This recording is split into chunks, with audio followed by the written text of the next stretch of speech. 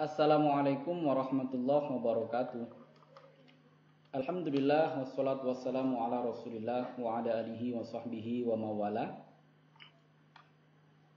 Di pertemuan yang lalu telah kita membahas mengenai bagaimana cara kita mengkoneksikan database MySQL ke Java NetBeans. Kemudian saya lanjutkan dengan materi berikutnya mengenai bagaimana cara insert data. Di pertemuan lanjutan ini kita membahas mengenai bagaimana cara menggunakan query select atau mengambil data kemudian kita tampilkan di Java GUI.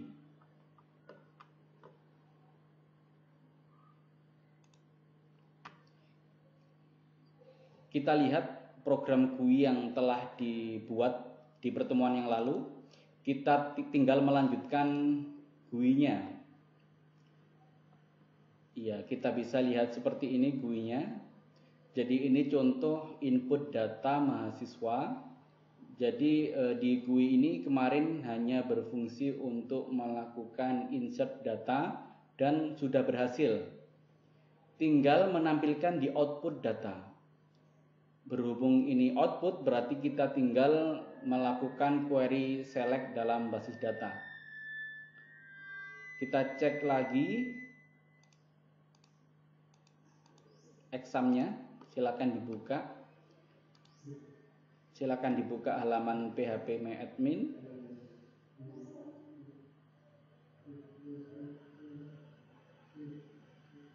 Ada database yang bernama mahasiswa.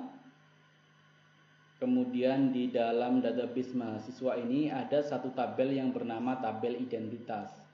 Di mana di tabel ini terdiri dari 4 kolom. Yaitu kolom NIM, nama, alamat, dan jenis kelamin. Sebenarnya ini bisa dikembangkan lagi, jangan hanya ikut contoh kalau bisa, tapi kalau tidak bisa ya minimal sesuai dengan contoh. Untuk output data ada 2 alternatif. Anda bisa untuk menampilkan output sesuai dengan inputnya, jadi diberikan text field satu-satu, ada text field name, text field nama, text area alamat, kemudian ada radio button jenis kelamin. Tapi agar tampilannya lebih menarik, kita bisa menyisipkan satu komponen khusus yang bernama tabel. Jadi di bagian palette NetBeans ini, di bagian swing controls, ada komponen yang bernama JTabel. Disinilah fungsi dari JTabel. JTabel bisa berperan untuk menampilkan hasil select dari data yang tertampung di database. Kita tahu di database kemarin masih ada 3 data yang sebagai contoh. Jadi 3 data itu yang nantinya ditampilkan di JTabel. Coba kita buat JTabelnya, tinggal di drag and drop saja. Klik tabel, kemudian geser ke bagian output data. Oke, seperti ini. Kemudian tinggal Anda kecilkan. Nah, defaultnya ternyata JTabel ini memiliki 4 kolom. Jadi tidak perlu ditambah, tidak perlu dikurangi. Pas sesuai dengan studi kasus kita. Jadi datanya ada 4 kolom.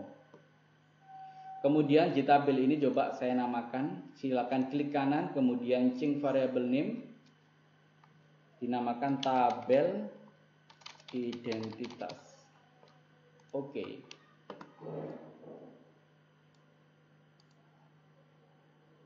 Ini ternyata belum tepat ke panel, coba saya geser. Seperti ini. Nah, taruh di dalamnya panel output data mahasiswa. Ini bisa disesuaikan sesuai dengan ukuran. Bisa dikecilkan atau diperlebar. Seperti ini. Oke, tinggal kita geser ke atas.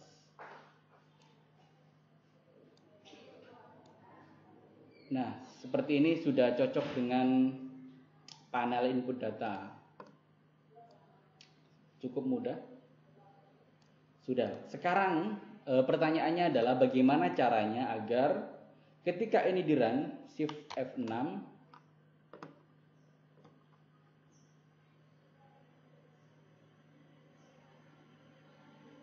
nah ini muncul titelnya sesuai dengan titel yang ada di database. NIM, nama, alamat, jenis kelamin. Atau bisa diubah, bisalah diubah dikit-dikit. Saya menyiapkan referensi utama. Jadi saya telah menuliskan artikel di blog saya yang saya tulis tahun 2014 menampilkan database lewat JTabel pada IDE NetBeans. Ini sangat cocok dengan apa yang sedang kita pelajari sekarang. Jadi tulisan 6 tahun yang lalu insya Allah ini masih relevan.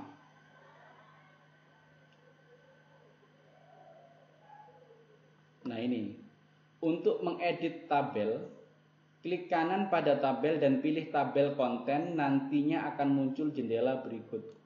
Nah seperti ini.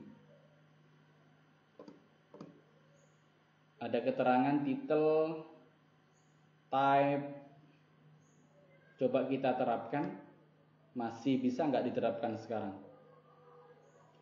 Jadi intinya adalah kita ini mengedit tabel sesuai dengan kolom yang ada di database. Di close dulu. Coba klik kanan, properties, ada tabel konten kah?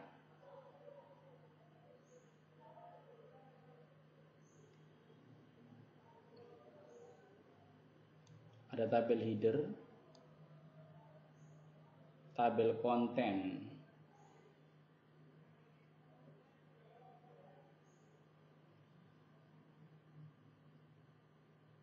Kok tidak ada ya? Mungkin di versi terbaru ini beda.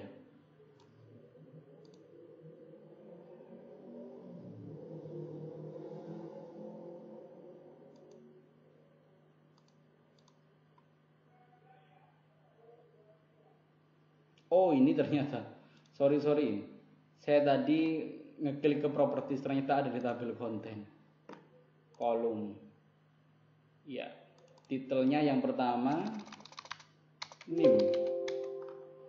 Tipenya adalah integer. Yang kedua nama. Tipenya adalah string. Alamat. Tipenya masih berupa string. Di sini gak ada varchar. Sama aja, varchar sama dengan string. Ini jenis kelamin. Ada spasi tak masalah kayaknya. Ini masih string juga. Resizable, editable, oke. Close. Ketika ini di run lagi. Dan alhamdulillah sekarang sudah sesuai ya. Dan NIM, nama, alamat, jenis kelamin. Ini bisa digeser loh. Nah, seperti ini tinggal disesuaikan saja. Lalu kita ikuti langkah-langkah yang ada di sini. Sekarang saatnya kita ngoding, ini source code-nya. Jadi saking baiknya saya waktu itu, bukan berarti sekarang nggak baik lagi. Sekarang juga masih baik lah ya. Saya nge-share code-nya. Oke.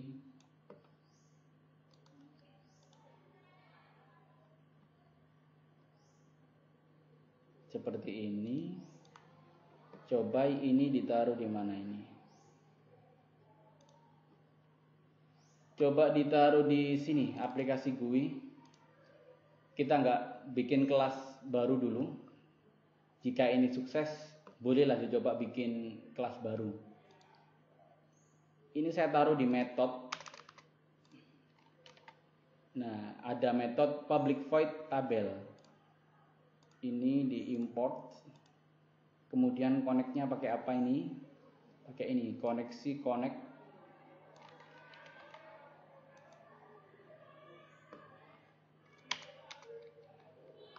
Taruh di atas dulu seperti ini. Kenapa ini? Identifier expected.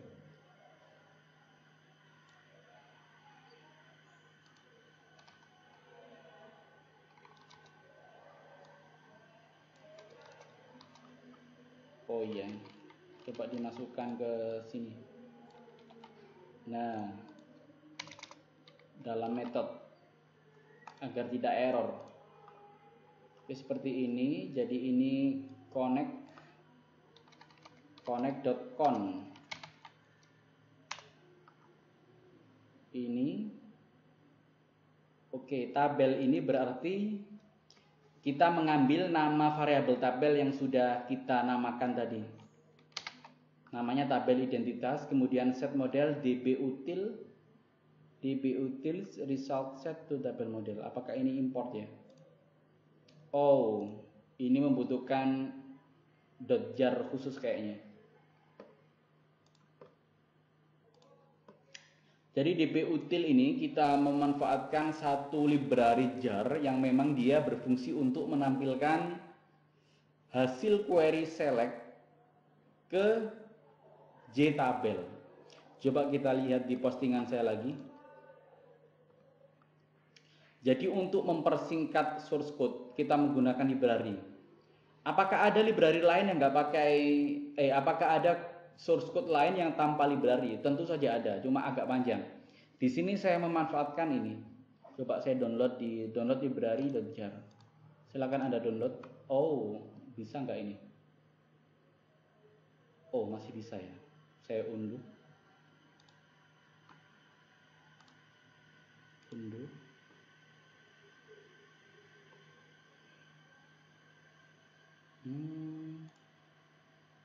Halo, nggak bisa. Unduh gratis. Wah, repot juga nih. Coba saya. Jadi sudah saya unduh di sini rs2xml.jar. Ini nanti saya perbaharui lagi linknya agar enak di-download. Seperti ini, kemudian saya taruh di dalamnya project.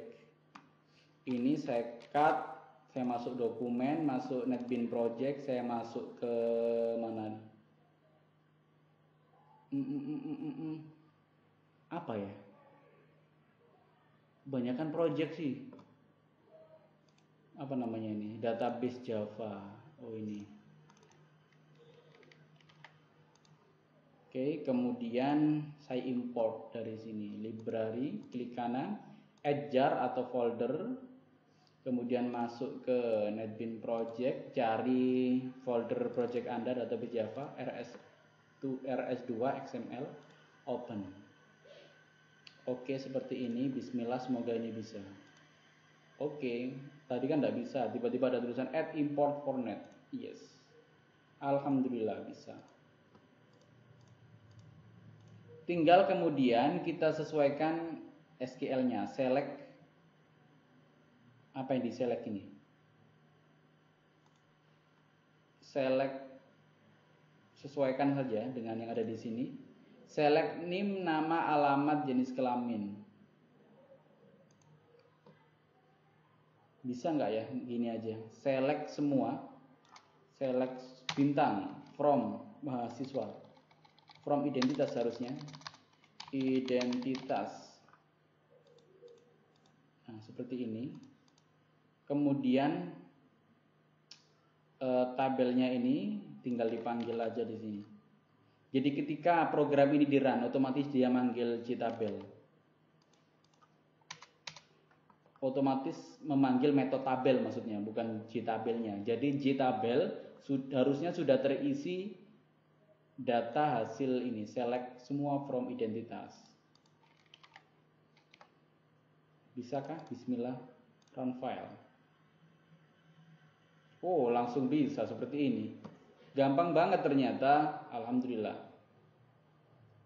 Coba Anda terapkan. Sekarang tinggal ini aja. Coba ngintrikan data baru ya. 18 55 201 012. Namanya Abidin. Ini misalnya. Alamatnya Kota Kediri. Jadi Abidin ini perempuan. Biar ada Abidin perempuan, simpan. Berhasil disimpan, oke. Oh, enggak masuk lagi dia. Bagaimana caranya agar langsung masuk dia? Coba. Tabel ini juga di copy ke kemana, ke metode ini, ke metode simpan. Nah, setelah di insert langsung dia ditampilkan biar keren. Run file. Nah, sekarang Abidin sudah masuk dia. Nama yang lain 18 55201 13. Namanya Nurul. Alamat misalkan Mojokerto. Dia perempuan, simpan. Berhasil disimpan, ya dia langsung tampil di sini. Begitu ceritanya. Oke, ini dulu yang bisa saya terangkan, tidak terlalu panjang lebar ya. Berapa menit? 15 menit, 16 menit lah. Silakan Anda coba, Anda praktekkan. Kalau masih ada kendala silakan Anda komentari. Jangan lupa untuk like, subscribe, dan wajib komentar. Terutama kalau Anda yang punya kendala. Di pertemuan yang akan datang saya terangkan bagaimana caranya, kurang 2 query lagi. Query delete dan query update. Oke, itu aja. Saya akhiri, wassalamualaikum warahmatullahi wabarakatuh.